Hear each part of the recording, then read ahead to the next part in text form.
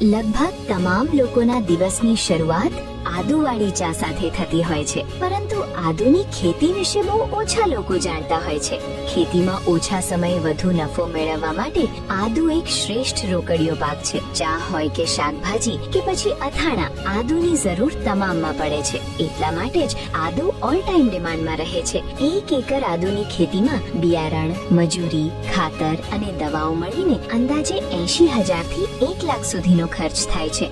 ઉત્પાદનની વાત કરીએ તો 8 થી 9 મહિનાના ગાળામાં 1 એકર દીઠ આશરે 8 થી 10 ટન આદુનું ઉત્પાદન મેળવી શકાય છે. બજારના ભાવ મુજબ જો સરેરાશ 4,000 થી 5,000 પ્રતિ ક્વિન્ટલનો ભાવ મળે તો ખેડૂત આરામથી 4 થી 5 લાખની કુલ આવક મેળવી શકે છે. આદુનો ઉપયોગ રસોડામાં મસાલા તરીકે, આયુર્વેદિક દવાઓમાં, સૂંઠ બનાવવામાં, ચાના મસાલામાં અને અથાણામાં વ્યાપકપણે થાય છે.